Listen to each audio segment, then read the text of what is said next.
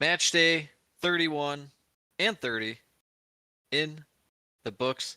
Very eventful weekend. Not so much for the biggest game of the week. Man City and Arsenal draw. We will break that game down in its entirety. Elsewhere during the week, some implications for a top four race as points were dropped by both Tottenham and Villa. Cover all that was with Liverpool staying at the top of the Premier League. Some movement in the mid-table and much more. All that on this episode of the Premiership Bruiser podcast.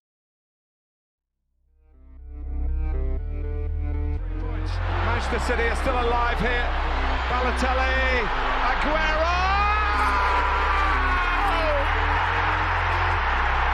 Back, Fuchs, and the ball in behind Damian Vardy! It's 11! It's heaven for Jamie Vardy! You are an ostrich. Well, your head must be in the sand. Is your head in the sand? Are you flexible enough to get your head in the sand? Now the fans are shouting every week, Louis van Gaal's army! Louis van Gaal's army! Feet after a fabulous start, the game just got away from you there. I have nothing to say. Nothing to say about the game at all. Drama from day one! This is the league we want to watch!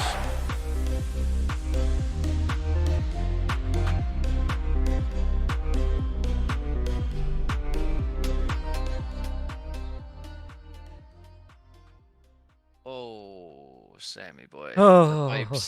The pipes are calling. Yes, all 20 pipes. Maybe like 8, maybe 19. Nah, Burnley, they have a pulse. Where's Tim Sherwood to run on the field for him? Company should have done that when they drew with Chelsea. Ran on the field after getting a red card. And he just walks. He does the tactics, Tim, on the field. He should. You know what? Starting off, first game of match week 30 was a doozy. Newcastle, West Ham, live from St. James. I said that I felt like I knew what Newcastle were capable of. And I predicted them to draw with a cool 1-1. And this was not that. They showed an entirely different side and fight. But also some of that makes me, it's like, West Ham in this one, their defense specifically, West Ham have to bring in like at least 2 defenders this summer. That's for sure. They gotta get some help there. Or just not play Calvin Phillips. Who knows? That would help. Starts off with Isak getting a penalty, Sam. Well, I guess technically Anthony Gordon won the penalty, but you know what I mean. Isak takes it and scores it. Yep, Soufal giving away that penalty. Early lead for Newcastle. Anthony Gordon really, is anyone as good as him? That might be his move. Like the jump in front of the defender going to clear it and touch the ball at the last second and then get kicked in the shin. Did it twice today. Genius. I don't even know who's done it more than twice this year. Medwake did it one time. There's been a couple. Seems like Soufal has kind of been giving away some sloppy defensive little shoves in the back and stuff when it's like, what are you doing? Yeah. So Isak scores, makes it 1-0. Mikel Antonio from Lucas Paqueta. I don't know what's more surprising, Antonio scoring or where Newcastle's back line was. Because everyone was like in the middle of the field, including Newcastle's back line, it felt like. That was such a high line. Yeah, not sure what they were thinking with that. I mean, obviously West Ham going to look to play long, play quick. That's what they did on this one. Paqueta just showing that he's been probably the best player for West Ham, most influential, the anti-Calvin Phillips, if you will. You could say most influential, but it's up for debate. Kudus, for me, still, he has the championship belt of most influential West Ham player. I think if you just look at the stats, Paqueta in the lineup versus not. But to be fair, when Kudus was out for AFCON, they were also shit. So true, but I think Paqueta missed him. I think you just want Paqueta to go to I Man think we City should for 100 mil. should fight right now on the Yes. podcast. I think we're at this point of if anyone's in there besides Calvin Phillips, West Ham are bound to be better. That is true. That's true. Um, they get another one right before the end of half. Um, there's an injury stoppage. So they had to make a sub after halftime, but right before the half, Sam. Mohamed Kudus, that man from Jared Bowen. Yeah, West Ham kind of being a little cheeky, taking the free kick. Fabian Schär was down, catching Newcastle out and exposed at the back. And like you said, Bowen cutting back for Kudus. Some say he's the most influential player for West Ham. Others Yes. say no. But anyways, goes into halftime, 2-1. This game, it was, not a whole lot of control for either side. Pretty physical, felt like. And West Ham get an early goal in the second half. Yeah, it's just open. This is just open right off defense into offense. Nice counterattack goal. Felt like Bowen was going to get chased down, and then he kind of just had to take the shot and placed it perfectly at the far post. A little side netting action. Yeah, Newcastle, the defense this time, obviously, it was coming off of a corner, but still very exposed at the back. Yeah, they're old and slow compared to last year. And it even felt like last year they could hold the ball and kind of play possession. And this year, I don't know. It's not really Eddie Howe's style to sit back and not necessarily low block, but at least have like a mid block kind of thing going. They don't do that whatsoever. So West Ham seemingly cruising, but then they say, "Let me sub on Calvin Phillips," who immediately yeah, gives away a penalty. it's Goes through the the back of the leg of Anthony Gordon. self-destructive Uno reverse card by David Moyes. He's like, let me put this in. Yes, Let me play this real quick, and it just completely ruined it. indeed. Isak steps up, scores that one. Then just about 6 minutes later, he threads just a fantastic ball. Harvey Barnes through on goal, scores right through the 5-hole of Lucas Fabianski, who got subbed on earlier. Yeah, nothing he could really do on that break. He was just fully exposed on that one. And then Newcastle It was a complete the great pass by job. Isak, must be said. Sorry. Yes, it was fantastic.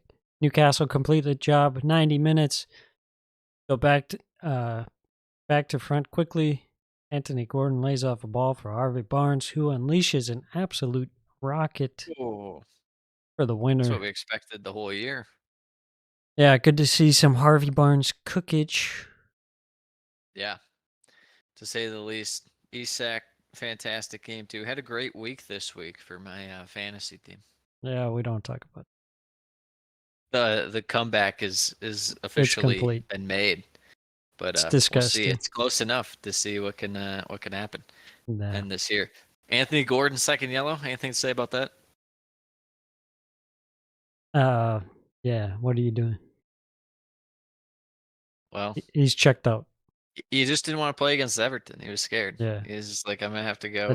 That's so true. 4D chess. He didn't want to Yeah. get booed by Everton support. True. And who would?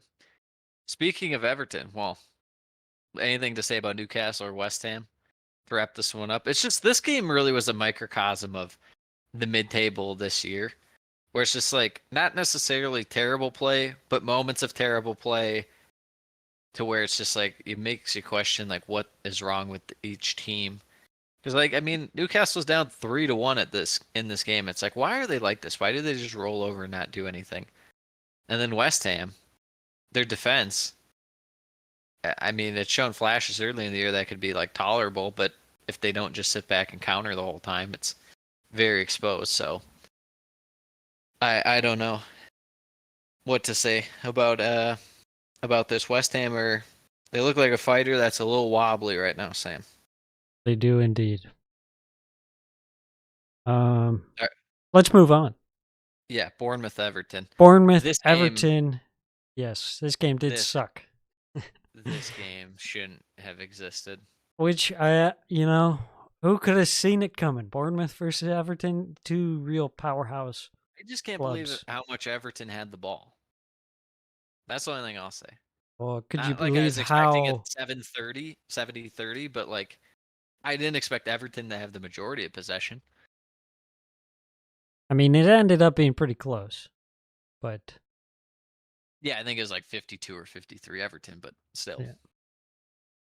yeah, I mean, Everton, their attack is just like non-existent. I don't care for Calvert-Lewin starting games at this point. No. No, I'm a Beto man. Been a Beto man for a while. Like, all I see is, they try and play a ball up to him. Someone will like touch him, and then he falls over, doesn't get a free kick, or he'll have like a horrendous I don't touch and know lose what the ball. he's good at. He used to be like all right at like a few things in terms of like dribbling, could hold up play for a little bit, winning headers and stuff. I don't know what he's good at anymore. Like he's not even like average at certain aspects he used to be like above average at. So Yeah. yeah. He needs to move away. He's like a Luton move away after a year or two. Could be. Yeah, Bournemouth, they started off decently, but it kind of faded more so into Everton's possession. But either side looking very threatening in terms of attack. Goes into halftime, 0-0. Second half, a little more action. Lloyd Tavernier. Kelly, instant impact on that goal. Yes, Lloyd Kelly getting the assist. Mr. Dominic Solanke. I feel like this is just really a thing right now, and I don't know what it is because it's not. It's for good teams, it's for bad teams, it's for mediocre teams. Guys just like not closing out on crosses. Yes. Like, and no one on Everton ran out to get in Lloyd Kelly's face. I don't care that it's Lloyd Kelly. It could be anyone. Like, you can't let people be near the edge of the box, unmarked, and just having all the time in the world to put in a ball. That's true. Especially when they're crossing it to Dom Solanke, one of the better strikers in the league. For sure, one of the better headers of the ball in the league. Better header. Better header. Makes it 1-0. Yeah. You know what? Everton, they smartened up. They got Calvert-Lewin off. They got Beto on. And he scored. Capitalizing on Neto's weak attempt to catch a cross. Jack Harrison. And Everton had one or two decent chances in between them, but it wasn't anything special. Just kind of, and it was out of nothing. Like, Neto coming out there and just like crashing into his own guy and looking for the foul. It's like you did this, guy. What are you doing? That does feel very Neto. Yeah, Neto versus Beto. It's the battle of the Etos. Yes, but then Samuel Eto'o was not invited. Equally as terrible was the own goal from Seamus Coleman. Right. We've said for a year or two that he should be in a retirement home now. What the hell was that? That was so bad it almost looked match fixing. Yeah, that's like something you would see in like AFCON or like a random like third division Italian game. He needs the ball into his own net. No one around him. Yeah. Just into their own net. I mean, terrible. Fitting for this game to end with something as crap as that. Yeah. Bournemouth pick up 3 points. Bournemouth officially staying up now, Sammy. Yes. Not that we had to worry about it, but it's kind of crazy that, I don't know, because what are they, 12th, 13th? 12th. I mean, what, eight games to go? You think that's average? 8 games to go, 12th place is already safe? Maybe it's just last year where it was kind of a little more jam-packed, like 12th to 20th. Yeah, I mean, they have 41. Yeah. Moving on. Hey, what was the next one? Chelsea? Chelsea versus Burnley. Yeah, this one was great. This was a good meal. Sure, Todd Bowley had a great time watching this one. Chelsea just countless opportunities in the first half. Burnley really had one or two, but the story of the game, Sam, Muric, he's proven to be the He's pretty better good. player at the moment Yeah. than Trafford. They're both Man City youth prospect kind of guys. Came up with some huge saves. Disasi scored. It was disallowed. I hate this so much. Like, did you watch that the goal that was disallowed? I can't remember if I saw it or not. It was off a free kick, and it's just stupid because they're sitting there, they allow the goal to go on, and then like, oh, they're reviewing it, and then they don't show anything that would indicate it, Hmm. and then they're like, the goal's disallowed, and then they show the angle that they get, and it's clearly off his hand. It's like, how is this? Why did you wait like 3 minutes to show the TV audience this angle you had the whole time? Yeah. That clearly, it's like, oh well, it's just gonna be disallowed. It's annoying. Burnley give away a penalty, a very odd one, a very soft one at that. Aston Young comes in.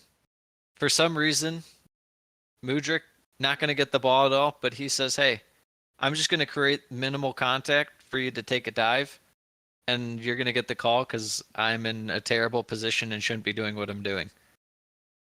Palmer steps up, scores, makes it 1-0.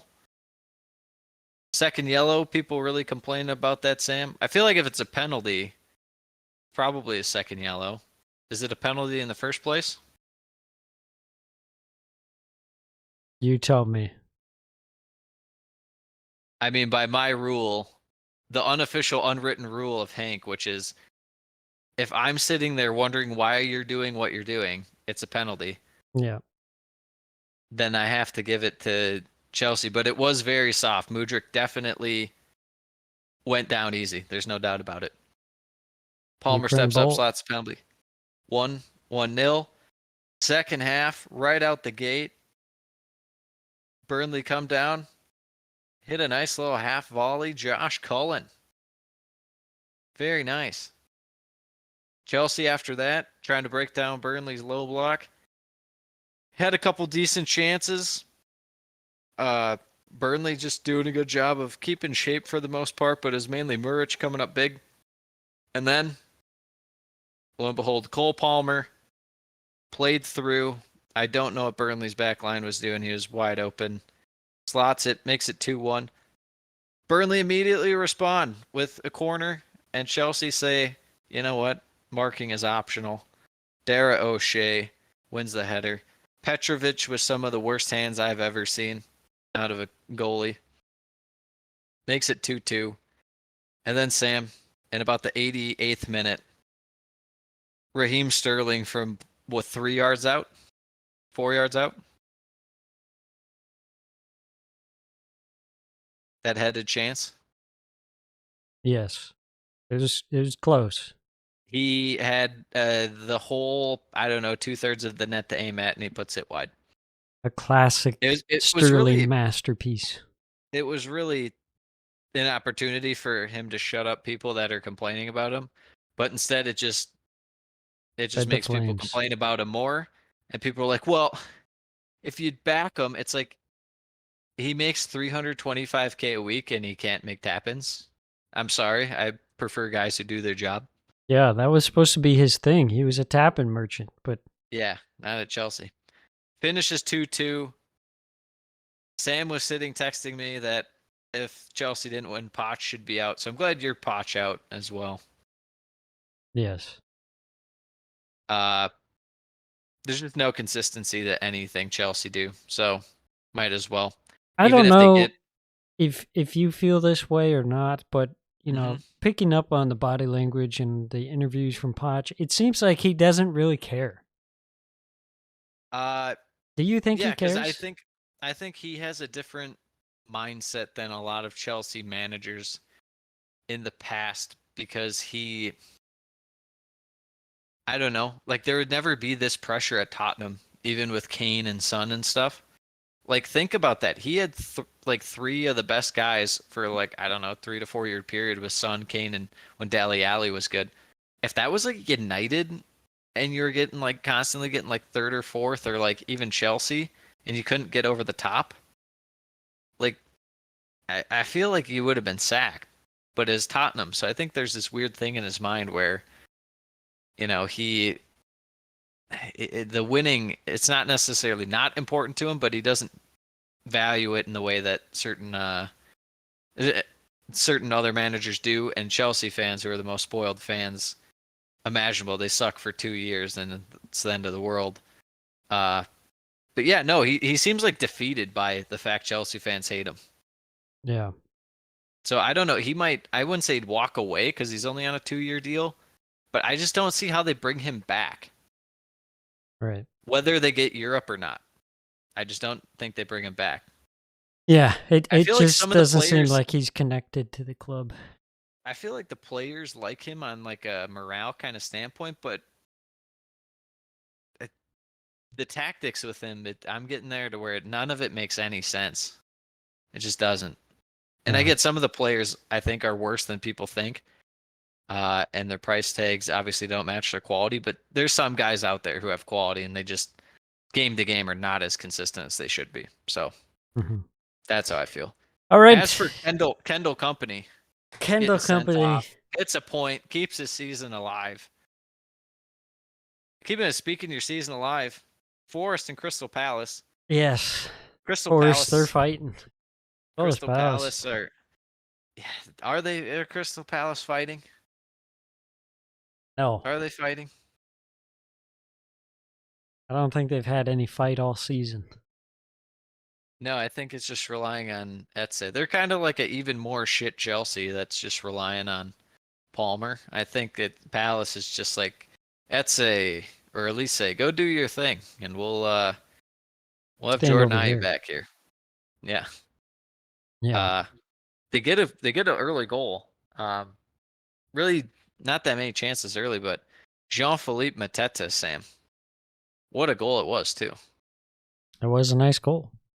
It's the tucked in shirt Mateta is. First off, he looks like a default FIFA player. That's what's great. But that form of him, he's got to keep it up. It's because it's a goated form. Shirt stays tucked in, lads. Shirt stays tucked in. Absolutely. And what's weird is it kind of feels like this has been Mateta's best year, does it not? I have no stats to back it up. Like, he's not playing amazing. I mean, he has what, 6 goals and 4 assists, but like compared to years past, I don't think so. You don't think so? I think he's had more of You a think it's just run like marginally above what he has done, which is really kind of shitty. Yeah, I don't know. It seems like he's had some flashes in previous seasons that felt a little more exciting than this. I don't know. Maybe it's just because he plays a lot more this season and It's probably we something see with him that. not score more. True. Um, yeah, after that, Forrest play a little better, got more into the game. It definitely helped in the second half when Gio Reyna came on instead of Divock Origi. But Yeah. that's not saying much. Yeah, I He's mean, bound to be it better. just it felt like Forest. They were trying to break down Palace, but Palace was defending pretty solid. Yeah, I mean their back Forest. three was really, really sharp in this one, and as far as Mitchell and Munoz, they're kind of just constantly back, not having to be doing a ton back there. But Yeah, yeah, I mean you didn't even really see Etze much in this one. Just after that assist, that Palace were just not as threatening going forward. yeah, they were pretty focused on defending. Forest trying to break them down, but they're not the best at that. But they do get the equalizer. A looping Wood. header from Chris Wood. That was nice. That was class. Just floats it in. He was like facing the other direction too. Yeah, it was a no look. over the top chipped header. It was pretty crazy. That's how good Chris Wood is. He just styles on you like. Absolutely. I can't believe that he made us forget all about Awani, who's still That's hurt, true. but he's gone. Man, To the shadow. he's just has been The pretty shadow much army is never back. non-existent this season. Yeah. So A couple chances for each side. Gio Reyna had one pushed away, and then Munoz very late on, 87 minutes, nearly scoring from a corner, but hits the post. So could have gone either way, but in the end, it ends it's fair result. 1-1. Yep. I would agree. Fair result. This next game, Sam. It was a doozy. Would you have anything to say about Forest or Palace? Do you feel good about Forest staying up? Data says that they have like a 70% chance to stay up. But this year, I was thinking about this too. It's kind of frustrating this year with it's nice to have the nice tight relegation race, but when it comes down to points deductions and you're waiting on that rather than just performance, Yeah. it just feels uneasy. Agreed. It's like, well, I don't know what might happen. And you Everton could have a 4-point draw. asterisks. Everton could have a 4-point draw. I can't trust these things. How would I anticipate that? Well, Everton's is set in stone, isn't it? It is now, but you know what I meant is that they just randomly one day it's like, oh, it's revoked. It's like, oh, okay. Everton only 4 points above the drop, Sam. That's It's hard to imagine Everton with 36 points. Like I don't know. To me, it seems like Everton has been really bad this year. Wait, didn't they got it cut back though? Yeah, right? you're right. It should be at 30. Right. It should be on level with Palace. Yeah, okay. I guess that makes sense. But it's crazy to think about because it felt like they'd what, like 19 points through like 19 games or something like that. Yeah. Before the actual ban, or not the ban, the reduction, and it's like wow, Sean Dyche was pretty solid. They've dropped off since then. All right, enough about Everton. Back to the other game. Yeah, Sheffield shitting the bed again. Yeah, but Ben Brereton Diaz is back, Sam. He's cooking, but I can't believe how many chances. I mean, it's not like Sheffield had a ton of good chances in the first half, but like they kind of made the most of it against Fulham, and Fulham in the first half was not looking good, Sam. Yeah, they were just kind of holding the ball, moving it slowly, and then Sheffield were just like, "What if we just hoofed up some won nice a free long kick balls and throw some stuff forward." Yeah. So, which is what they should be doing. So like playoff set pieces and stuff like that. Yeah, they were frisky. Nothing in the first half, but second half, Ben Brereton Diaz with Ollie McBurney, a little sauce. He wasn't even in the spot, but Ollie McBurney threads that right to where Ben Brereton Diaz is going to be. What a giveaway by Fulham. Just like playing out of the back, and I don't remember who it was. Tosin, just like tipping over. That was brutal.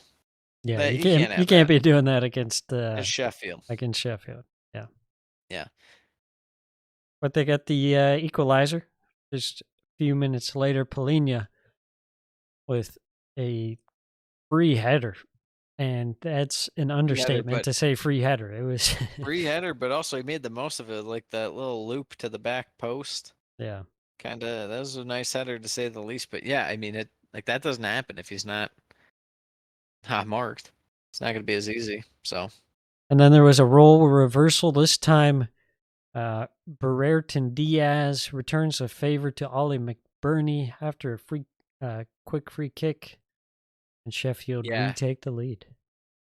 Nice run to the end line there by Brereton Diaz and a little cutback. Yeah, for Ollie McBurney.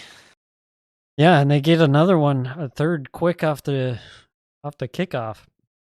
Gus Hammer swinging the ball into the back post for Ben Brereton Diaz. In. And then there's a little bit of a scuffle. He almost starts a fight.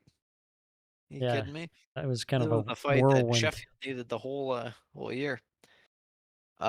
Sheffield up 3-1, 70 minutes. And then they Nothing get could another go goal. wrong, right? They get another goal, but it's Yes. disallowed from McBurney. That was like a set piece, right? Or no? No, I'm thinking of a different one. I think that was. I don't who remember was off the set top piece of my head. disallowed? Yeah, but the goal is disallowed. I just remember it being disallowed because I was like, Sheffield with a 4 next to their name does not seem right Yeah. on the scoreboard. And then immediately concede the Fulham. Bobby D. Cordova Reed scoring from outside the box. Nice run from Tom Kearney to set it up. Yeah, it's one of those where I was like, should Gerbich have done better? And I was like, yeah, it was pretty tough. His bottom corner was a blast. But yeah. And then Adama Traore, a little cook sesh on the wing, gets free, pops one in the middle of the box for the man in form. My player of the month, Sam. My player of the month. I don't care what the Premier League says. My player of the month, Rodrigo Muniz. It's got to be. Muniz is on fire. Hell of a finish. Your defense is terrified. Muniz is on fire. It must be said, Sam. 3-3. Fulham gets something from the game, I guess, but man, that with not much to play for Fulham, you still would have expected a little more out of them. Yeah, that's for sure. They kind of came up a bit short this week in terms of performances. A little sloppy defensively. Oh yeah, we'll get to the other one here in a minute. Yeah, but if you're Sheffield, huge points dropped. You got to be getting all 3 points at this late point in the season if you have any hope for They survival. don't. I have news for you. They don't have any hope. They do not. You're correct. Yeah. If they had any hope, they would have shown it a little sooner than now. Yes. Let's move on. Last Saturday game of the, well, I guess not really early window, the middle window. The 9 o'clock our Central Standard Time in the U.S. window. 10 o'clock. 10 o'clock. Yeah. Damn daylight savings change. Tottenham and Luton.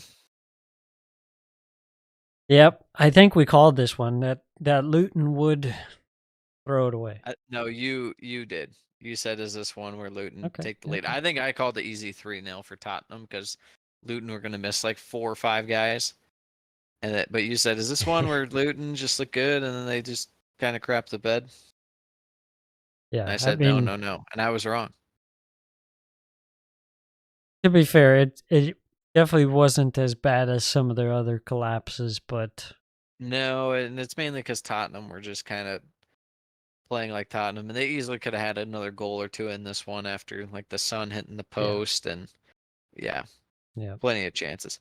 But I will say, Ross Barkley, what a dime on that opening goal. Nice Yes. little layoff to Chong. That's very nice. The link up Townsend to Barkley to Chong. 3 minutes in, Luton in Dreamland. Please tell me you saw the report from the English media today saying that even if Luton go down, Barkley will have suitors in the Premier League, including Manchester United. Okay. If Ross Barkley gets to go to Man U, Sam, that would be pretty nuts. I mean, I could see him on like I could see him on like Everton. Yeah, the Everton I could see him return back. Yeah, because they I have could no see money. I could see that. I could maybe see a Brentford or Crystal Palace. I don't think he's a Brentford type of player, but Do you think Crystal Palace? Crystal Palace, Forest? perhaps. You're thinking more Forest if they stay up? I just want to know who you had in mind. I mean, I think Everton makes sense because they can't spend money for the rest of their eternity. Pretty much. Yeah. Well, But back anyways, to the game. Yeah, Tottenham putting on the pressure. First half, Pretty second unlucky. half. Yeah, they definitely had chances. Timo Werner had some chances. Son, there was a wild sequence. He got in behind round. Kaminsky then hits both posts. And then Sarr had a chance, cleared off the line. A bit of fortune for Luton there. Overall, Tottenham just not really moving the ball quick enough in the first half. But second half, they kept piling on the pressure. Luton had an early chance from Barkley, pushed away by Vicario. But after that, Spurs putting on the pressure. Kabore own goal from the Brennan Johnson cross. Bit unfortunate there, just trying Yeah, it was to not. deny Timo Werner. Yeah, it was not good. It was not good. But it wasn't the most catastrophic own goal, but it definitely was not great. Plenty of space on the right-hand side for Spurs, but unable to capitalize until late on. 86 minutes. Son grabs a late lead for Tottenham with a deflected shot that finds the back of the net. Just felt like they were going to get the winner at some point. Yes, And it finally came. most certainly did. Brennan Johnson on this assist. And Brennan Johnson, real bad performances this year a lot of times. Honestly, not bad results. 5 goals and 7 assists. Kind of what you'd expect out of him for a guy who's still 22. Yeah. Only getting part-time play. So Yeah. even though he'll like not do anything the whole game, there's just one moment in the game he just shows up and does what he needs to. Yeah, he didn't even play very much to start the season either. So Yeah. not bad numbers. Him and Werner have this connection out here. I don't They know what do. that's about. They combine They're like, to, we're the same guy. yeah. They're like, we're pacey winger guy. That You're on the left, I'm on the right. Let's yeah, join forces. let's unite. So finishes 2-1, huge win for Tottenham. A must win, if you will. Yeah. Next game, the team they're competing with, Aston Villa, a little Midlands derby with Wolves. I like the way Wolves came out in the first 10, 15 minutes. They had a lot more of the ball than I thought they would. They looked strong in the middle of the field. Villa, a little slow start. Not really what they're known for. Mm-hmm. But I thought Wolves looked sharp to start. Had 1 or 2 little chances, but nothing crazy. And then Villa, they come down, get a goal. Diaby with an absolute blast, Sam. Yeah, that was deflected cross, just falling to him perfectly. Scoring with that nice finish, he shows those moments that make you think that he could be a good player for Villa, just hasn't been able to put together that consistency. Yeah. He may just need another year. But he comes up big in the second half, Sam, to make it 2-0. Diaby playing through Konsa, and Konsa with a crazy shot, a little Yeah, that chip was action. insane. Yeah, I don't think That he was could replicate insane. that if he tried. Yeah, what the hell was that? I don't know. I thought, as this game went on, it kind of devolved into what I felt it would, where it was like that slow Villa play out of the back and Wolves not really able to capitalize on, hitting on the counter because there's not a whole lot of space in behind. And, combine that with the fact that Wolves had like no attacking players to actually play in this game. Yeah. And then Ollie Watkins going off at halftime injured. There was a lot going on that was just not ideal for attacking football purposes. Yeah, definitely. The game didn't really meet the expectations, but Villa. For 2 teams that have looked pretty solid this year. Yeah, for sure. But Villa, they grinded it out, got the result, got the 2 goals, kept a clean sheet. I feel like that's good for them. They've been a little shaky vulnerable at the once in a back while. as of Yes. late, so better performance there. Yeah, great Diaby performance. Tielemans also very nice game. The start by Rodgers had one or two moments where he looked okay. One or two moments where it was like, yeah, Mhm. yeah, he's 21 and just came from the championship. So Yeah, we shall see. I thought the guy who started for Wolves did not do anything. But Who the guy they had up top, the Chawami? yep, Yeah, no, he was not cooking. To I'm say more the of a least. Nathan Fraser kind of guy personally. Yeah, well, Ait Nori probably had their best chance, and after that, it was all downhill. Yeah. Um, moving on. Last game of Saturday. Sam's favorite game of the day. This Brentford Man U. this just I don't know. It didn't make sense. Nothing about the game made sense. It makes How did sense because Brentford look for good? some reason Brentford are United's bogey team. I don't But think that's the case because United had to come back against Brentford from 2 goals earlier this year, and Brentford blew it at Old Trafford. well, I mean, still, they gave them a game, right? They came I back, guess. but they had to come back in the first place. Yeah, I guess. But yeah, I don't know. Maybe I don't know. Brentford at home specifically. Maybe. They've definitely looked a lot better than they have for a greater majority of the season. We will say that. Because they really took it to United. I can't believe that United conceded over 30 shots to Brentford, Sam. I was just We're- about to say, how do you We concede are 31 shots to Brentford, a team that has like a non-existent attack? yeah. And I mean, what they had how many shots hit the post? A couple, right? I think it was like 4 or something. Yeah, I don't even know. Yeah, cuz they and like, sometimes you say 30 shots and you're like, "Oh, well, how good were the quality of shots?" 24 were inside the box. That's insane. That's insane.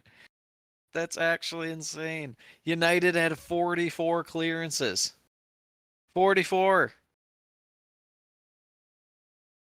Brentford had 37 crosses to United's 10, which I get, the idea of crosses can implicate, oh, well, losing team's just going to send the ball in. But it was 0-0 for like 90% of the game.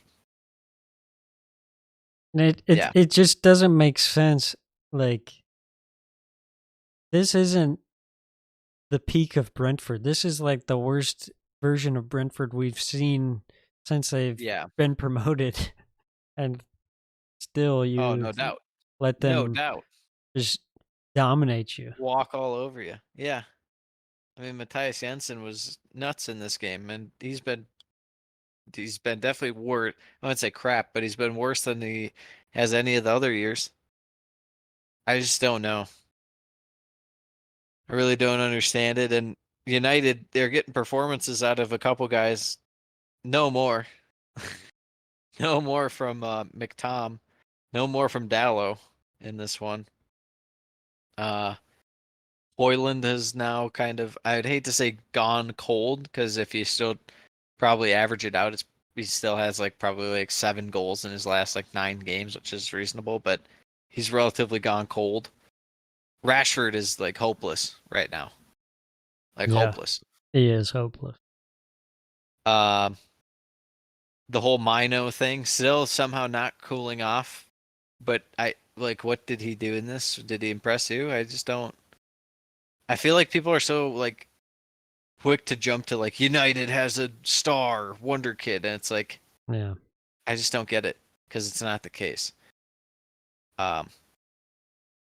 But yeah, I mean it was relatively boring until the very end, Sam. When Money Mace showed up. Yeah, it was just because I was smack talking him.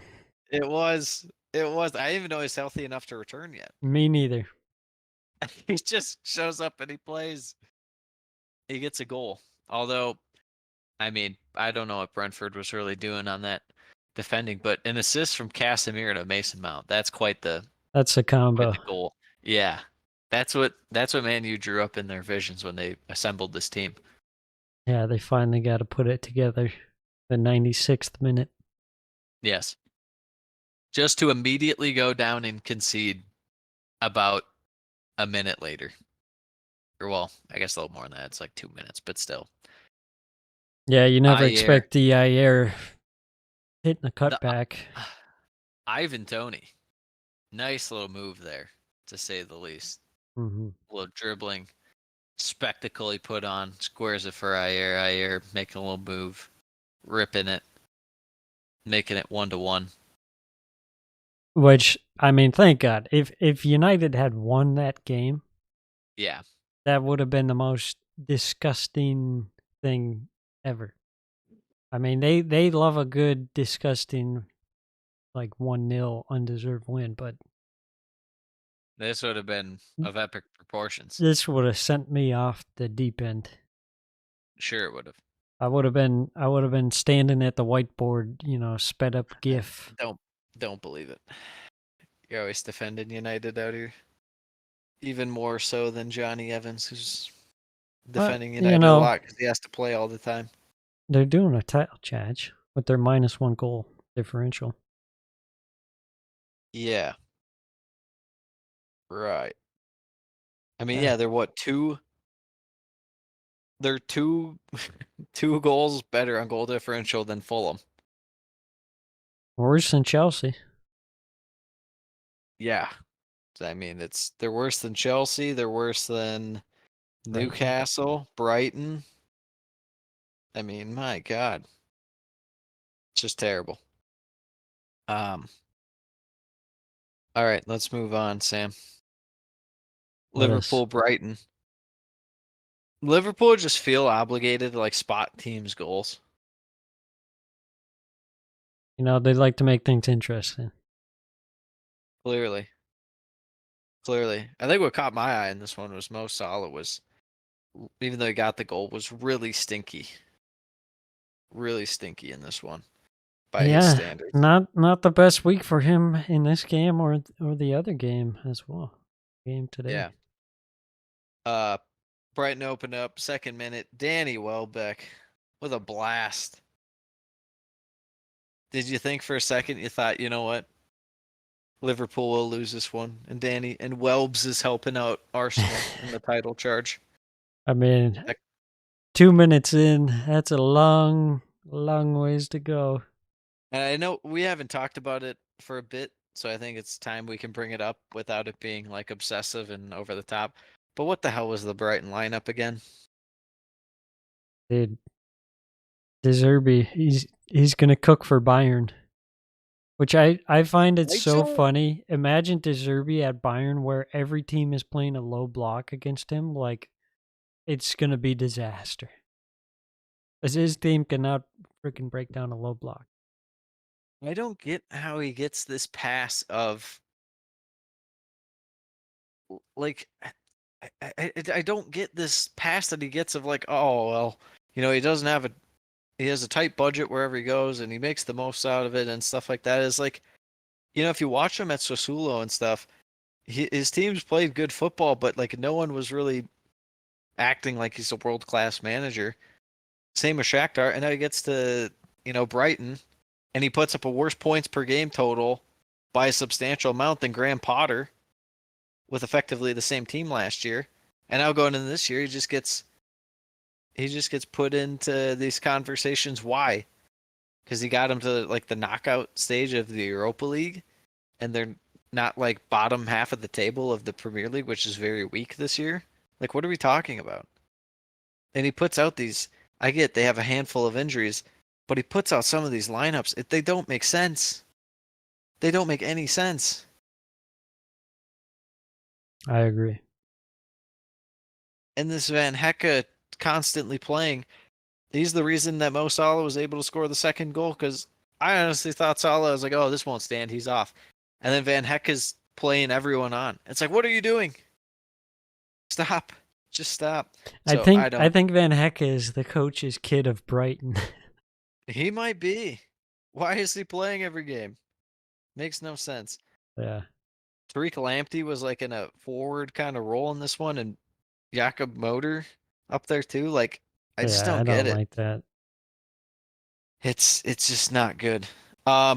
Liverpool get a first goal off a weird kind of set piece slash Brighton trying to clear it, and they failed to clear it, and it goes to Diaz. But a nice finish by Luis Diaz, that must be said. Hmm. Anything else in the first half catch your eye?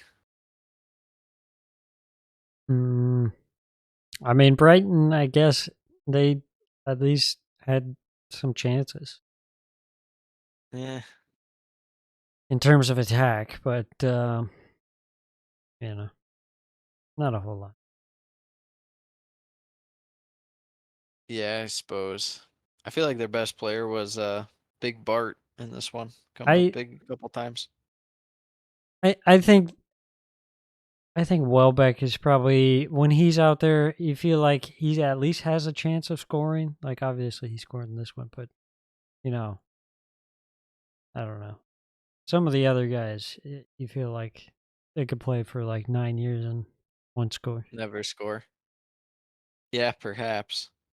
Um, Goes in halftime 1-1 second half, like I said. McAllister to Salah, making it 2-1. Van Hecke playing him on for God knows what reason. Um, I mean, it ends 2-1 in this one. Liverpool, they do enough. It feels like a few years back when they're in the title race and they just kind of were grinding it out. But a lot of that came down to, Allison and Van Dijk, not as much. A couple years back, he had his moments where he was kind of showing his age. But where Allison was coming up big for their defense, and Salah would just get that clutch goal. But now they're a bit more balanced. A couple other guys can get goals and stuff. Yeah. Yeah, yeah. It feels like Liverpool have a real good chance. It's hard to say. It might just be 50-50 between them and City, unless you really feel Arsenal can do it. But Sam doesn't, and Sam would never lie to me. Liverpool, they just have that Jurgen Klopp plot armor. I still feel like it would be City.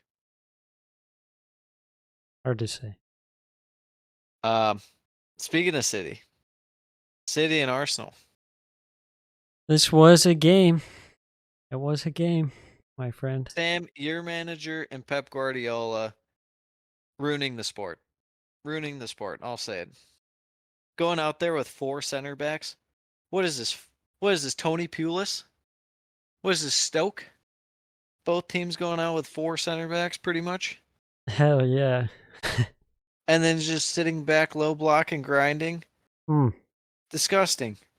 Man City having to spam in crosses, and I hate it. I hate wasn't it. surprised because the first game was pretty awful. I don't think a lot Yeah. of people remember that, but that was like an awful game that 'Cause it's- Arsenal probably shouldn't have won, but they somehow did. Yeah. I don't know. It feels like these managers are like afraid to get outwitted and outplayed. And they just don't go for the game. They're just playing not to lose. Yeah. And if you're Arsenal, I guess I kind of get that because you're probably not going to go into City and win. But at the same time, it's like you're dropping points and you're just relegating yourself to be behind Liverpool. What are they, a point or 2 behind Liverpool? 2 points behind Liverpool. So now you're just at the mercy of Liverpool dropping points. Yeah. Which, does that look likely? No. Hmm. So, I mean, it can happen. They've showed vulnerabilities. I mean, conceding an early Well, goal. they always spot teams a goal, though. They spotted Sheffield a goal today, for God's sakes. So, it's not one of those things where just because they don't keep a clean sheet that you have to be like, oh, you never know. They could just lose, but also Arsenal now have to be virtually perfect to end the year. Yeah. I just don't like that. Uh, but with City, I don't know if it's a Pep thing because Pep got made fun of so hard by everyone for that Champions League final where he just came out and didn't put Rodri out there, or he didn't have a six out there, and now he like has to be uber defensive. Yeah, why do you really need Kovacic in this game?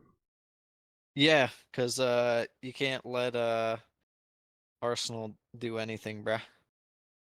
Can't let Yeah. them do that. They throw Grealish on at the end for him. It's like what? Yeah, they sub on Grealish Doku and Doku Doku. comes in. What the Yeah, you hell is took off that? Phil Foden. You took off Phil Foden. He's been your best guy. I don't know, last 2 months. And you put on So Doku, who's been trash. you might as well put on Matthias Nunes for Holland at that point. For the love of God. I'd rather play Oscar Bob than Well, Doku. he came on. He came on, bro. No, he didn't. Not in this Oh no, game. I was thinking Rico Lewis. I had a brain Yeah, fart. you're thinking of the wrong fluffy hair zoomer. Yeah. Also, no Julian Alvarez in this game. This feels like a game where he would just pop up for some reason. Yeah.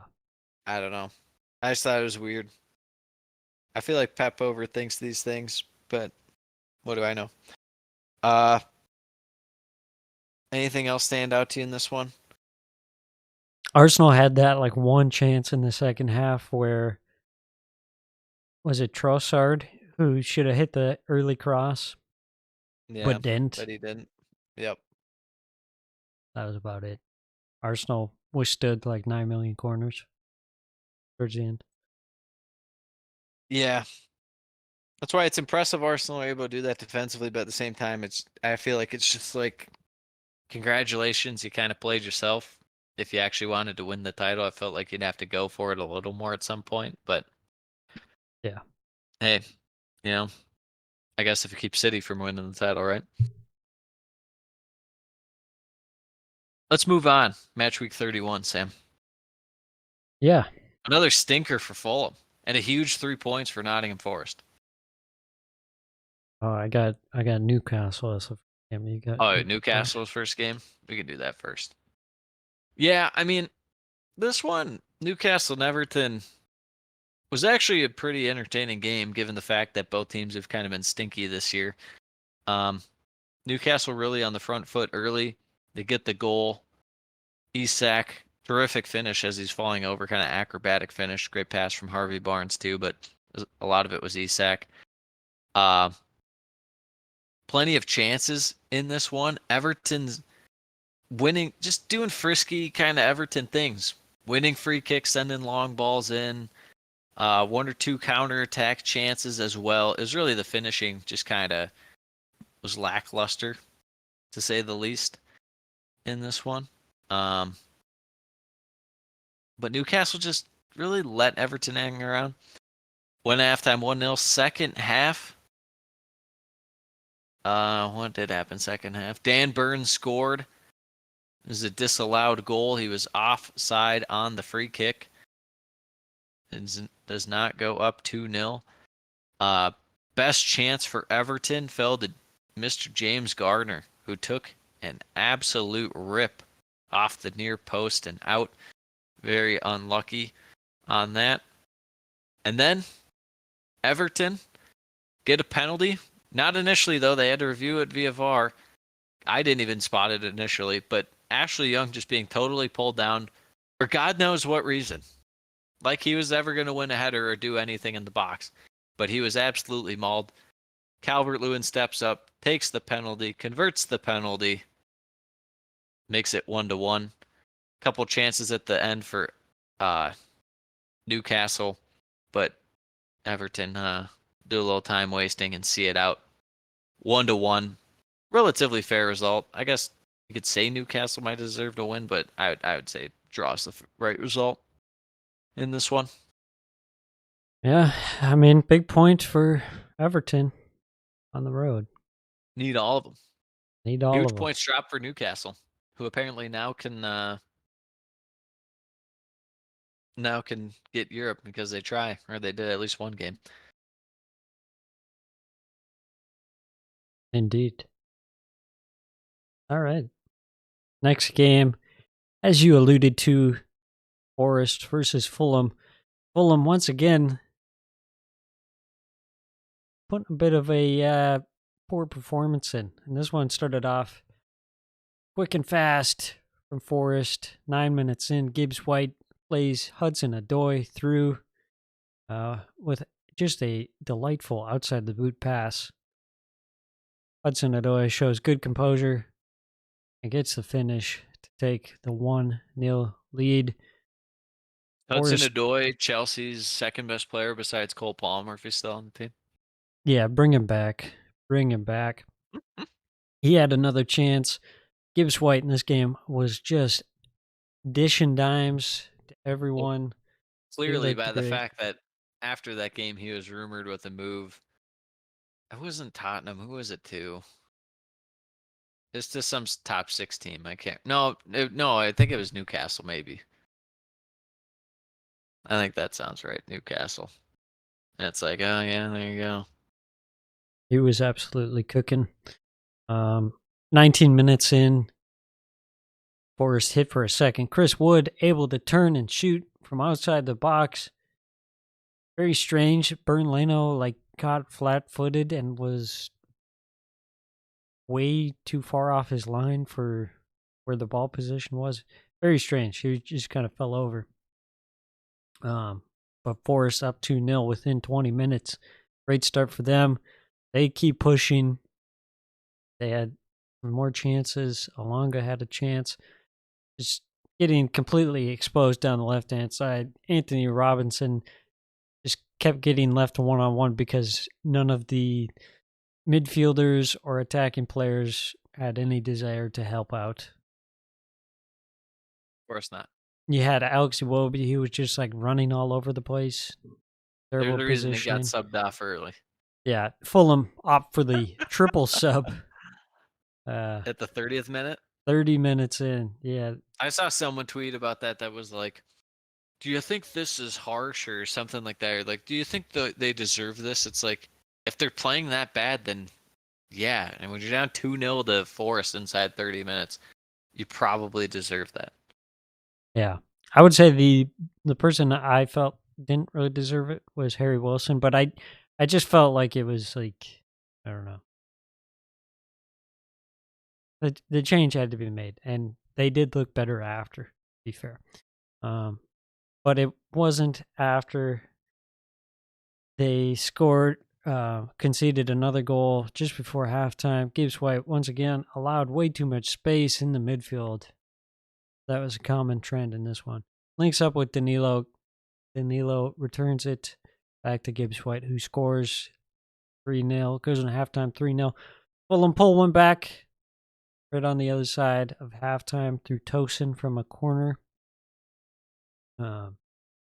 Fulham in the second half definitely looked a lot better, but they just kind of dug themselves too deep of a hole.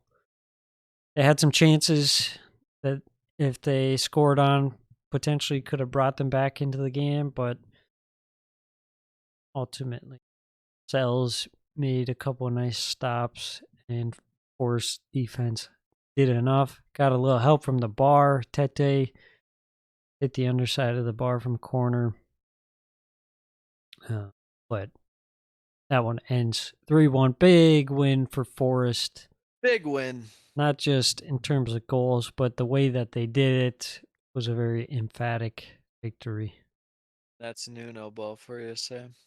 Everything's emphatic. That's how I would describe Nuno ball in one word: emphatic. Mm-hmm. Yeah. Tell me about this emphatic game of Bournemouth versus Crystal Palace. Oh, it was so emphatic. I don't even know how to describe it. I think Palace had 2 counterattack chances the whole half, and one was right before half, and they scored. But Mateta was offside in the link-up play. Other than that, Bournemouth's passing was pretty good in it, but their crossing, well, not even necessarily the crossing, just a mix of the crossing and the heading was not the best, to say the least. From Bournemouth, and they really couldn't get it to Big Dom somehow. But yeah, Bournemouth definitely the better side in the first half. Goes into halftime 0-0. Second half a little more balanced. Palace able to hold a little bit of possession and stuff, more so than the first half. But that's not really saying much since Bournemouth had most of the ball. Also, it was just like a weird like game weather-wise because there's just swirling rain like the whole time. It looked like a tsunami practically. Bournemouth do get a goal around the 80th minute. Kluivert scoring it. Nice little touch away from the defenders there. Roofs it.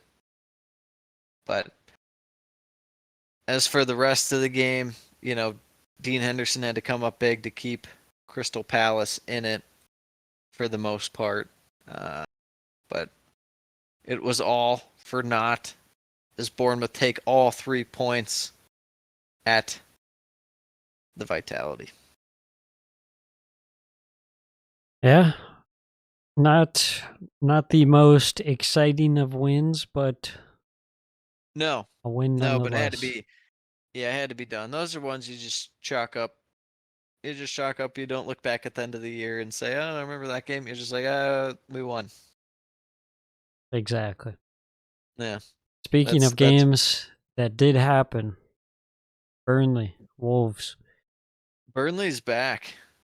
Burnley's back. They looked somewhat decent to start the game.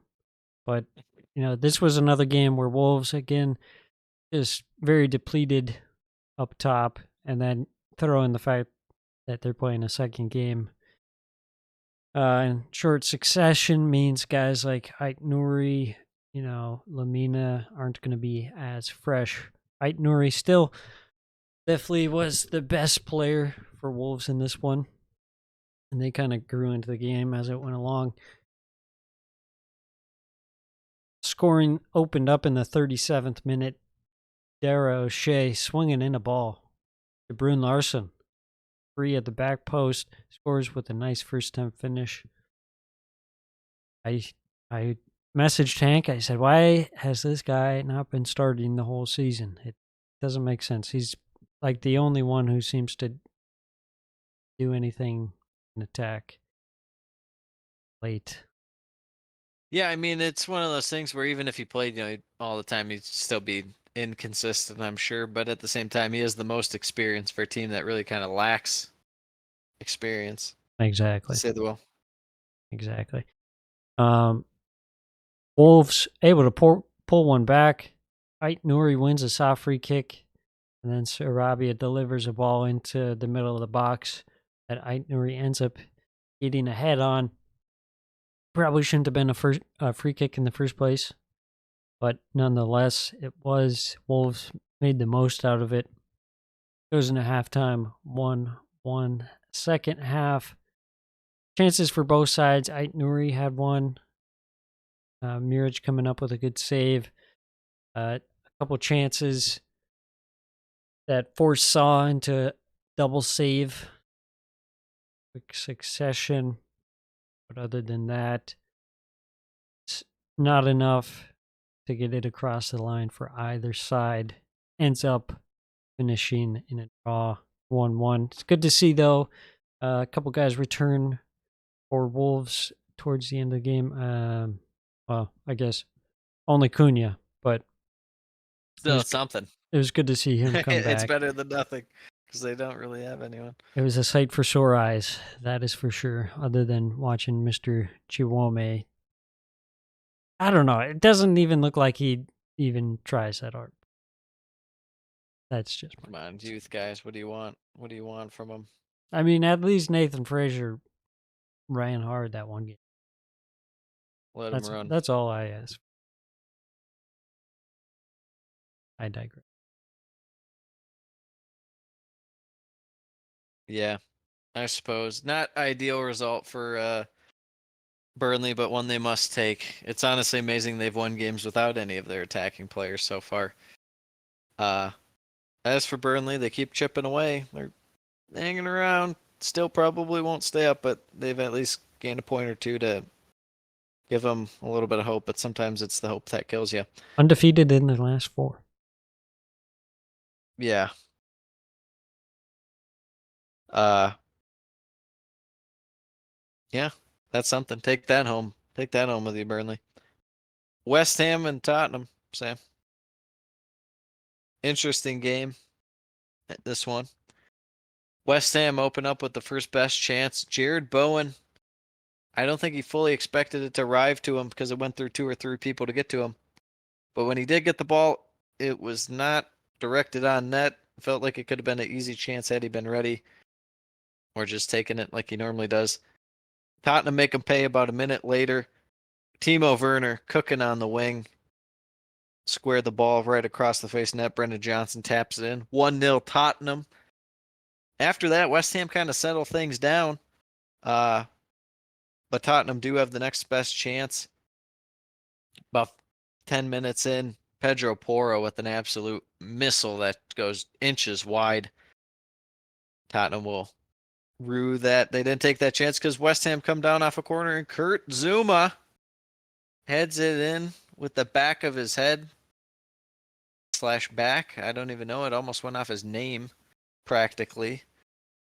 After that, relatively quiet first half to see things out. But I guess I was just a little surprised at West Ham's ability to be probably the better team in this one. There weren't glorious chances the rest of the first half, but James Ward-Prowse probably had the best one on a free kick from a ways out, but Vicario took it and saved it. Goes to halftime 1-1. Second half, West Ham better side in attack once again. Mikel Antonio. He had some big chances in this one, Sam. Some big chances, and he did not score. One on a clear break, and then one really early in the second half where Tottenham turned the ball over. West Ham win it back, edge of the box. Antonio takes it, but it's right at Vicario. Keta also had a good chance that he just whistled wide, but the big chance for Antonio. Clear on the break at the 60th minute. 1-on-1 with Vicario, and it's saved. After that, game kind of tightened up a bit, a little more defensive. The game finishes 1-1. I guess probably a better result for West Ham, given how they've been playing lately, than Tottenham. But Tottenham's kind of fallen a little out of form, to say the least. Yeah, they Given how haven't they were playing. been firing on all cylinders. No, especially their attack right now. And James Madison, I know we talked about him being potentially signing in the summer. He's kind of cooled off a bit. He came back from injury, had a moment or two where he still looked good, but it's really kind of dropped off a little bit ever since then. So they're going to need him to get rolling if they're going to have a chance to get that 4th spot. 2 points dropped for them in the race for top 4. Next game, Arsenal versus Luton. Arsenal, in an attempt to play the 2 most exhilarating games that one has ever seen, rivaling Bournemouth in their 2 games. I don't know. This was a game that you felt like Luton had absolutely no chance whatsoever coming into it. They're missing like 9 million players. Arsenal opting for some rotation, which was good to see. That was kind of the downfall of Teta last year in the running, not being able to rotate guys in. Smith Rowe, Partey, Zinchenko, Reece Nelson, Leo Trossard getting in there. So that was good to see. Arsenal pretty comfortable in possession. They weren't really moving the ball quick enough to break down Luton for a while. Took them a while, but eventually they got the goal, opening goal. Odegaard set up by the GOAT, Kai Havertz. getting another assist. And then just before halftime, Smith Rowe with a nice little cook getting down to the end line and then cutting it back, put in by Hashioka for the own goal. Arsenal goes into halftime 2-0, and then they're just able to, cruise control the rest of the second half. Make some subs, see out the game for a no fuss 2-0. Yeah, I mean, it's pretty cut and dry. Similar to what Bournemouth had to do against Palace, where it's like, it's a win. It's a game that's played. It was a win. Went about your business, got done. Luton, like you said, low rotation, little injury. Weren't really up for this one. Arsenal just keep grinding away. Speaking, Saliba and yeah, Odegaard coming up big for my fantasy team on Sam's birthday. Hank Captain Saliba. Yep, easy clean sheet. The disrespect. Easy clean sheet. Easy 12 points. Uh, You're lucky I didn't captain Phil Foden or Yeah. Cole Palmer. It's true. How about Brentford Brighton? Oh, Brentford versus Brighton. Let me tell you. Before you start, I sent you that stat, right, where I think it's De Zerbi has like 7 wins in his last like 25 Premier League games. Was it 25? It's something like that. That was like 29. It was it was bad. It was very bad. Yeah, but this one, getting into it, it was a lot of one-way traffic, and it wasn't Brentford this time. It was Brighton establishing possession very early on, moving the ball around, but for some reason they had absolutely no width whatsoever. They're basically only one wide player, being Adingra, kept cutting inside and just would stay in midfield basically. So the Brighton ended up playing in about a 30-yard box and refused to go outside of that for more than like 2 seconds, making it pretty easy for Brentford to defend against. And that's what they did for the most part.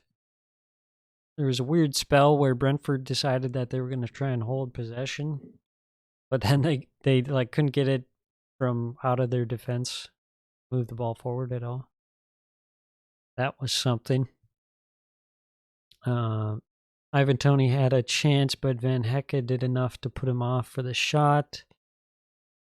Late penalty shot in the first half. Dunk and Wisa tangle in the box. Nothing given. It's a correct call as Lewis Dunk fouled Wisa before Wisa took Dunk. Goes into halftime 0-0. Second half, just pretty much all Brighton once again in the second half. They had a couple chances late on. Ayer, big block on Welbeck. Things were really getting down to it. And another late chance for Welbeck, but he put the shot wide. So definitely opportunities for Brentford, or for Brighton rather. Brighton. The Bees. The BRs. Yeah. But unable to Also, I looked capitalize up. it. For Premier League, it's 6 in the last 23, so that one stat must have included cup competitions for the 7 of 27 wins. But 6 out of 23 is not good either Yeah. for just Premier League games. That's absurd. For a guy who's rumored to Barcelona, Bayern Munich, and Liverpool. Yeah. Somehow that gets you 9th place. Yes, it does. Yes, it does. It's insane. So that one ends in 0-0. Yeah, Yeah. not much to say. That also was a game. But these teams are really just grinding the games out at the very end, Sam. There's not a whole lot to say. Moving on. Last game Wednesday, Man City, Villa. Heavily rotated squad from Villa. I understand it. It's one of those things where You know, you already had an injury to Watkins. You're clearly, going to be a midweek game, so you're pretty much playing your cup team. So guys like Zaniolo, Diaby would be out there, but there's only a handful of regular starters. And you could just tell. You could really just tell. You could feel it in this one.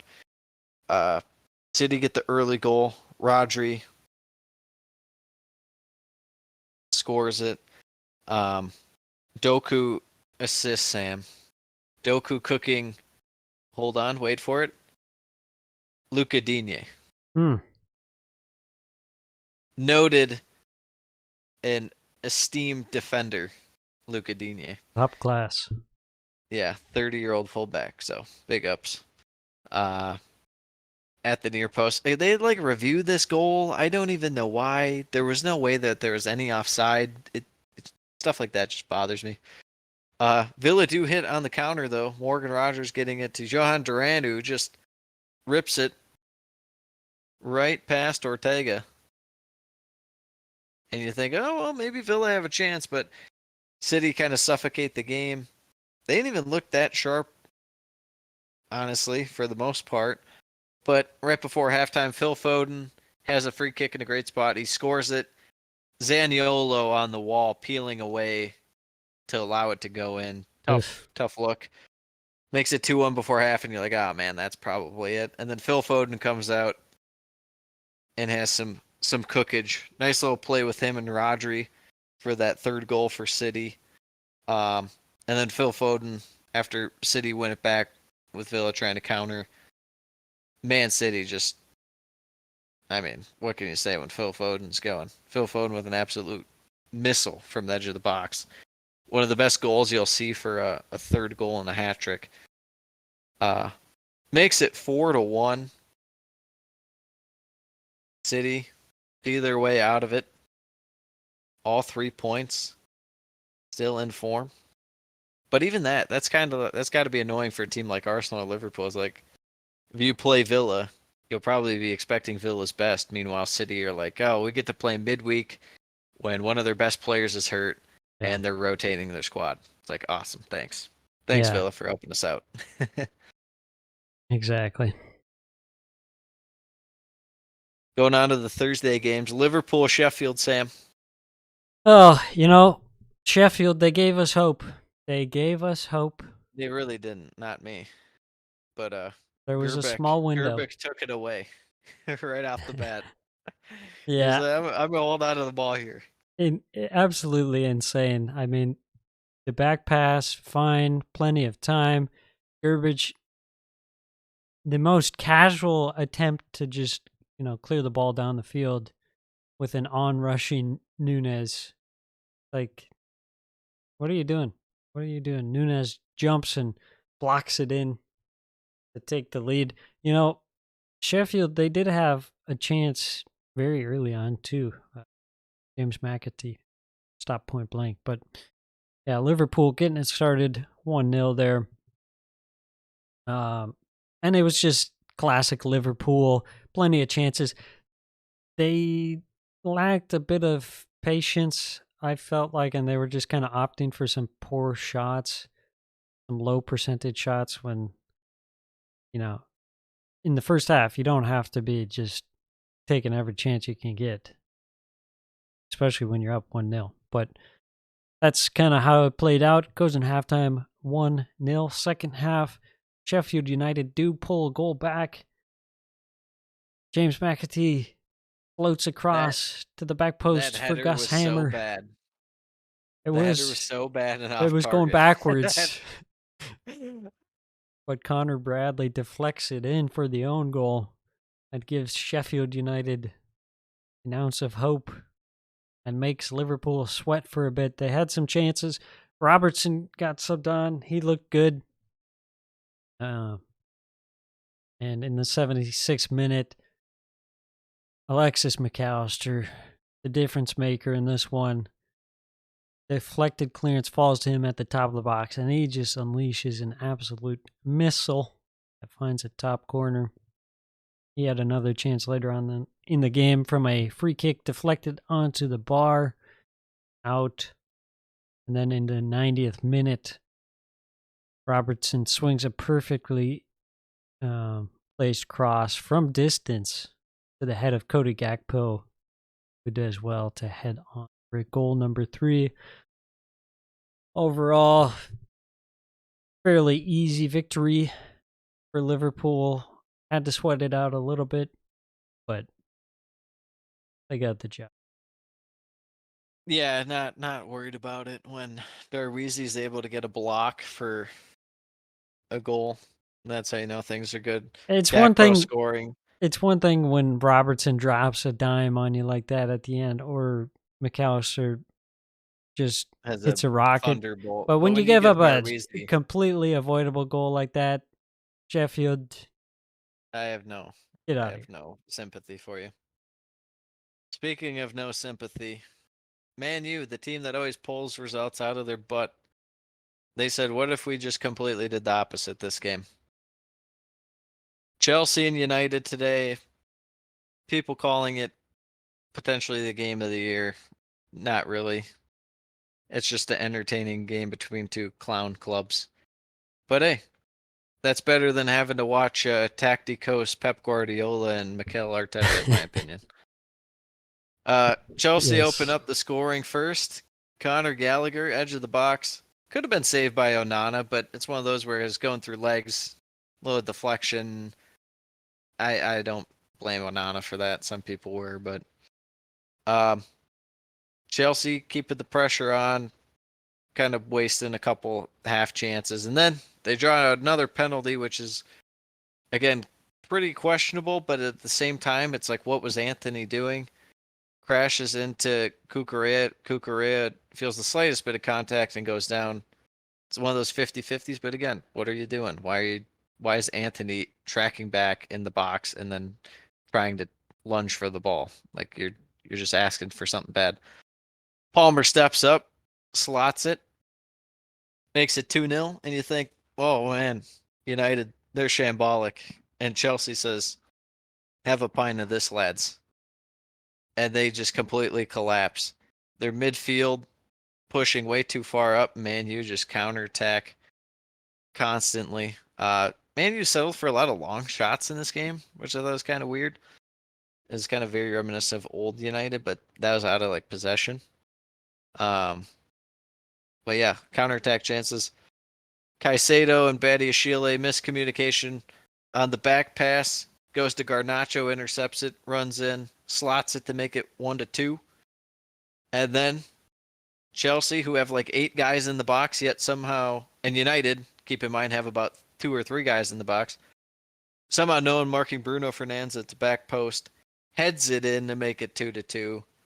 And just like that, United have momentum going to halftime as it is 2-2. Chelsea open up the half, couple good chances, just shots right at Onana. And the Man U spring on a counterattack. Badiashile dribbling into no man's land, losing the ball. And it's Anthony with an absolute dime to Garnacho. There's a nice little flick, kind of chip header right over Petrovic to make it 3-2 United. And Chelsea feel like they've lost all hope. Yet, not all hope is lost because Man U are absolutely shambolic. They give away a penalty in the 98th minute, Sam, of 8 minutes added on. And once you know it, Palmer steps up and scores it. Kind of another iffy penalty call on this one. Dello falling onto Madueke, but it was contact again, minimal. But when you're coming from behind, that's going to make it look worse than it is. Makes it 3-3. Same what Man U do off the kickoff. They say, what if we just sprint straight forward and then lose the ball and then let Chelsea counterattack? What if we did that right now with a point in that we have a point in our hand? And that's exactly what they did.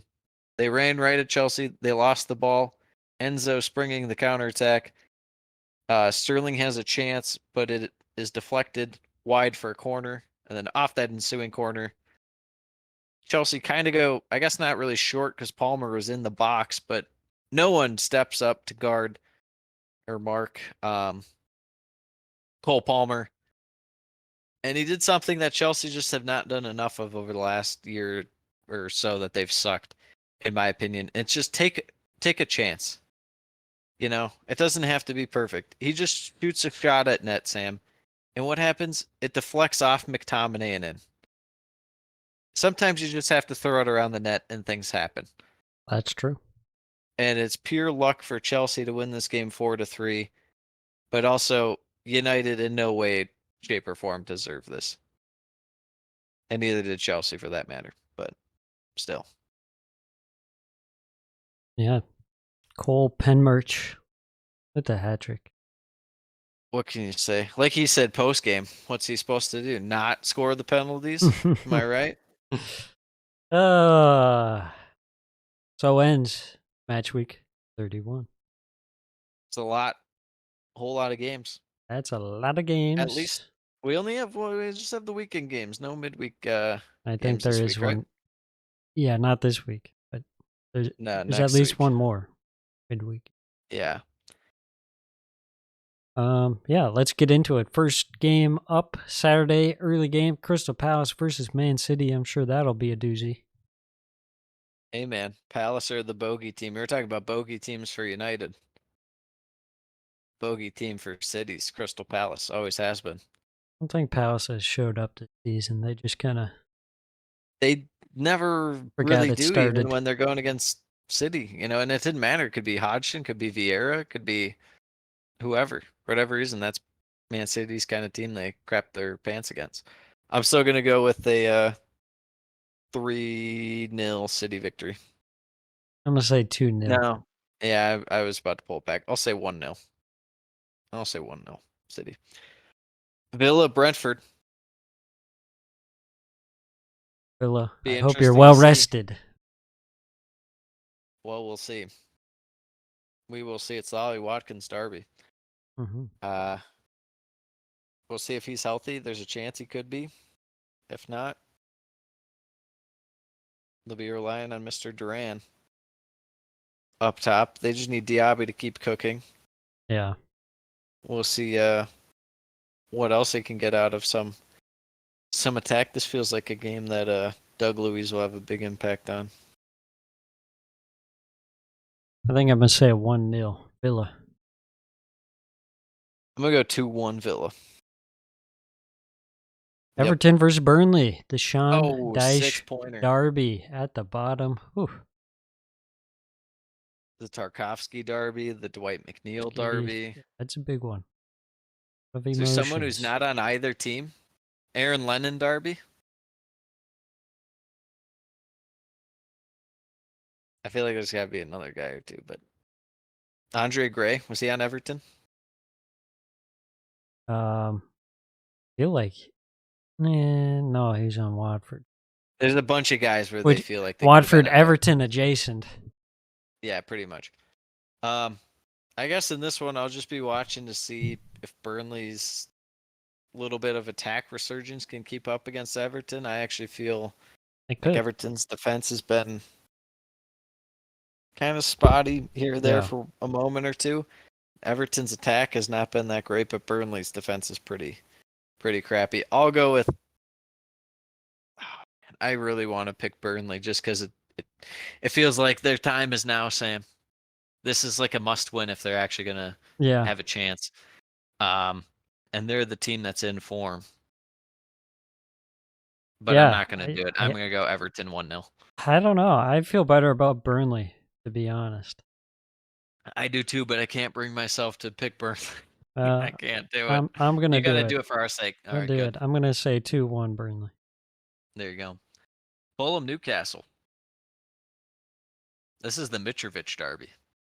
Well, will they bounce back after completely shitting the bed? Well, they're at home, so that's already. They are at start. home. Yes, that does make a difference. Newcastle's defense pretty shaky. I'm thinking a 2-2 draw.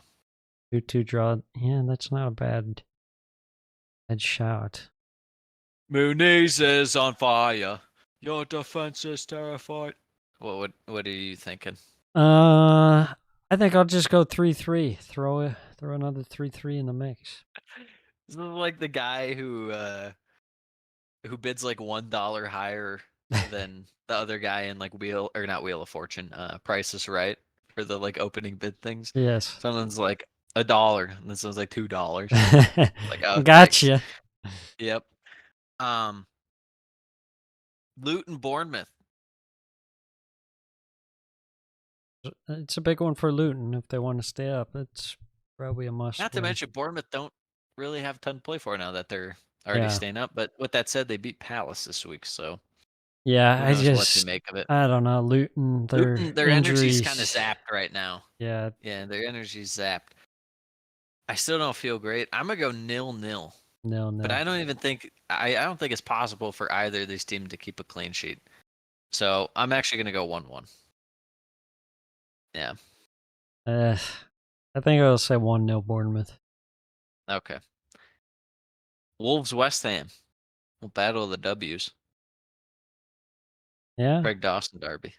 West Ham, if they don't play Calvin Phillips, I think they can win this game. If they play Calvin Phillips, they will for sure lose this game.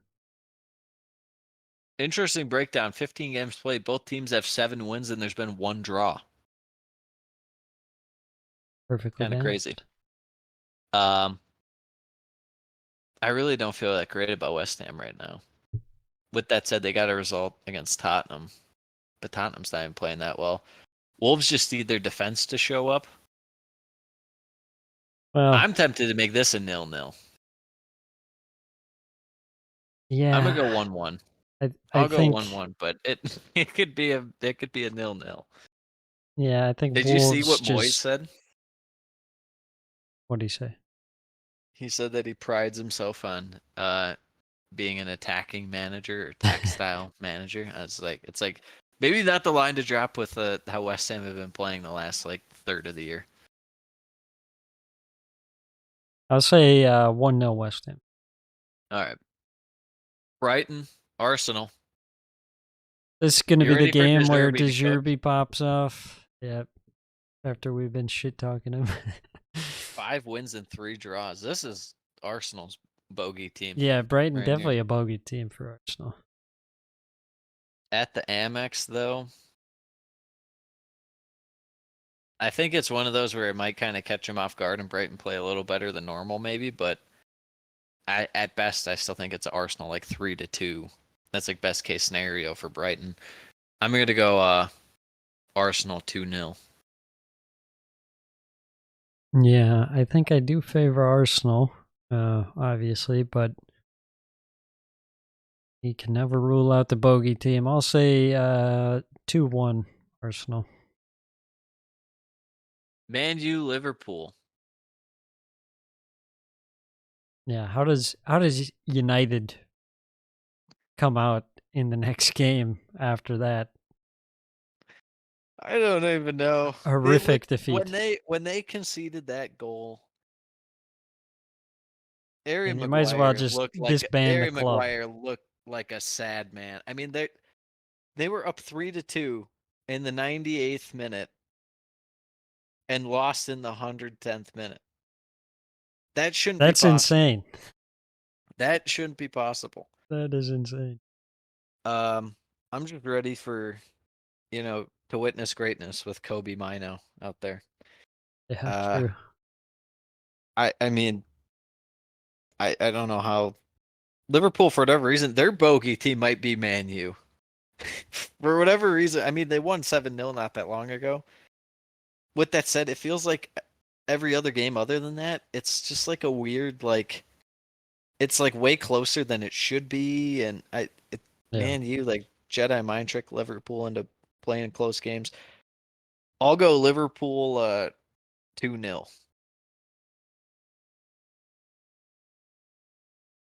I'm gonna say Liverpool 3-1, just because they seem to win a lot of games 3-1. Why is there a game on 11:30 and then a game on at noon on Sunday?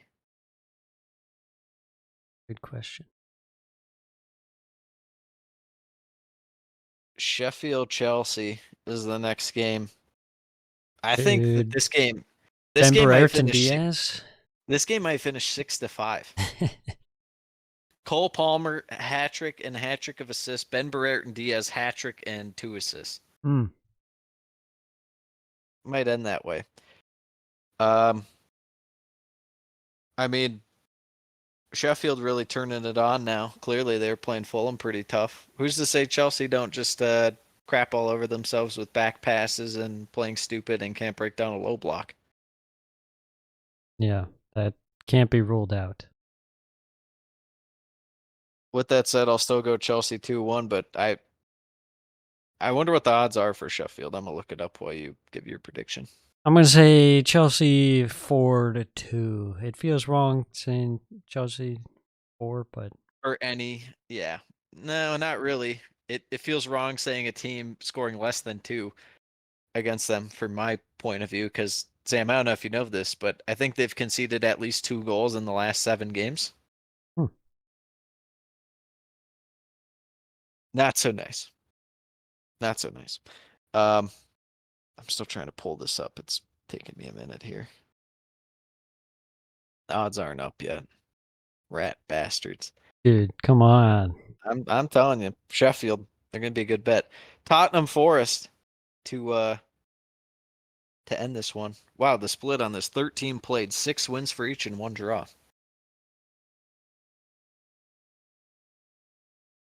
I'll never get over that when the numbers line up even. It's perfect. I don't see the Nuno return ending well for Forest. Yeah, I don't either. It There's definitely normally feels that like one a team 80% who's- possession. who's around like they're either like 18th or 17th or 16th, and then they just pop off at the very like end for like 4 weeks and they stay up, and you're like, oh man, they really weren't even that close to getting relegated by the end of all of it because they just won like 4 out of 5 or something. I don't know who that team is this year. Like, I was wondering if it could be Burnley, but I just can't see Burnley doing that. It's like, could it be Everton? No. It could be Forest, but at the same time, not when they're playing a team like Tottenham. Uh, I'll go Tottenham 2-0. Yeah, I like 2-0. Good. You have a prediction for this week? Late winner for Arsenal, Kai Havertz. No. He only provides in April. Come on. You got to know this. You don't do your scouting reports on your legendary players. It's this only. Did you see Eddie Nketiah rumored I think it was like Palace and some other middling kind of crappy team? Yeah, that's all right. Well, I just wonder where he goes. Yeah, I don't know if he'd do very well at Palace with, not much service. It might sound kind of weird, but I wonder if a team like, and Everton can't really buy him, so they're kind of out of it. But even a team a little higher up like West Ham, if they don't go all in on Tony, which, by the way, we said that last pod, and then the very next day a report came out talking about Ivan Tony. West Ham's going to make an all-in move for him at like 50 or 60 mil. And I was like, wow, what are the odds of that? But I feel like a West Ham move for like 25, 30 mil. I don't think that could be ruled out. But he feels very Crystal Palace-y to me, personally. How about this? How about Newcastle sign him as a backup striker? How about he becomes Chelsea's main number 9? He's back. He's blue. I'm back, and I'm blue. I think Chelsea just need to bring Aubameyang back. That's where they went wrong. I just appreciate that you didn't absolutely berate me for saying Eddie Nketiah to Newcastle. I don't know, why would I? It's a hot take. Is it? Yeah. I mean, Newcastle have to cut money. This whole thing with them and Bruno Guimaraes, I think I'm going to zag for most people and say that it's good for them, because what's in everyone's mind is that he's still a really good player. But this injury-prone thing, and we were talking about it too, about the whole Reece James and Chelsea potentially selling Reece James. It's like, if you got 70 mil for Reece James, it's like, at some point it's a risk-reward thing to where it's like, he doesn't play enough to where if you're Chelsea, it wouldn't be a crazy idea to cash in on it. Your fans would hate you forever. I mean, And they already hate you for having Pochettino. if someone offers you $70 million or 70 million pounds, dollary dues, yeah, for Reece James, yeah, I you could see it. will drive him there yourself. I mean, that's Well, insane. The guy Sam, plays I'm here like to tell you. max 2 games a season. Yeah, but I'm here to tell you that the team offered, about 60 mil for Money Mace. So Chelsea are the kings of selling. Never forget that. Never ever That's forget true. that. They somehow they Jedi mind trick teams into being like, no, he's really good. They Jedi mind tricked swear. the whole country, China. Yeah, I saw something that Oscar's still at the same team he's originally signed for. Chinese league legend. Build him He's there for statue. the money. Yeah, he's trying to be the best player ever in that league. Fact. All right. Well, that wraps up this episode of the Premiership Rizzle podcast. More terrific games this weekend. We'll be back next week. Adios. Yes, we will. See ya. Mis amigos. Happy birthday, Sam. Oh, thanks.